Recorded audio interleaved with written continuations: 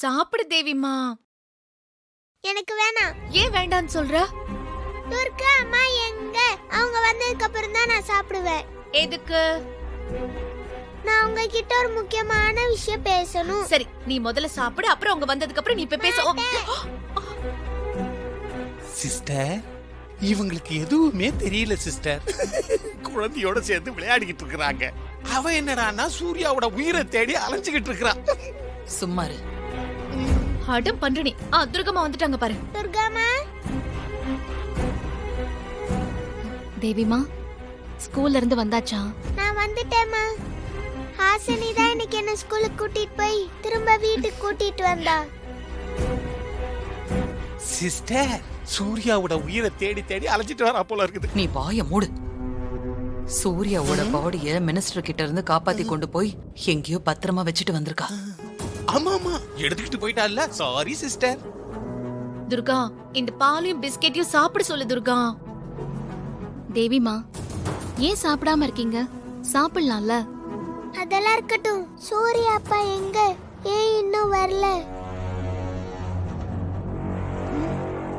அவர் வந்துருவாரு. துர்காமா, சூர்யா வந்தது ஒரு ரகசியம் சொல்றேன். ஆமா துர்கா, சூர்யா எங்க? இன்னும் வரவே இல்ல.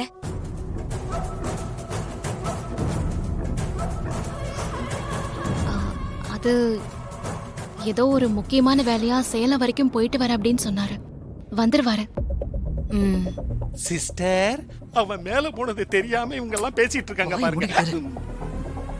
ஓ, சூர்யா வர்றதுக்கு லேட் ஆகுமா? அப்ப நான் ஒரு விஷயத்த சொல்ல முடியாதே. நான் உங்க ரெண்டு பேர்த்தையும் சேர்த்து சொல்லலாம்னு நினைச்சேன். தேவிமா, சூர்யா வந்துருவாரு.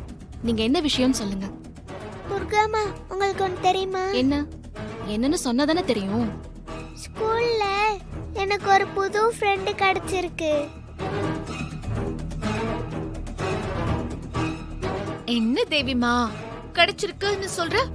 ஒண்ணு கிடைச்சிருக்கான்னு சொல்லணும், இல்ல கிடைச்சிருக்கான்னு சொல்லணும். அந்த ஃப்ரெண்டு பாயா கேர்ளான்னு தெரியல, அதனால தான் அப்படி சொன்னேன்.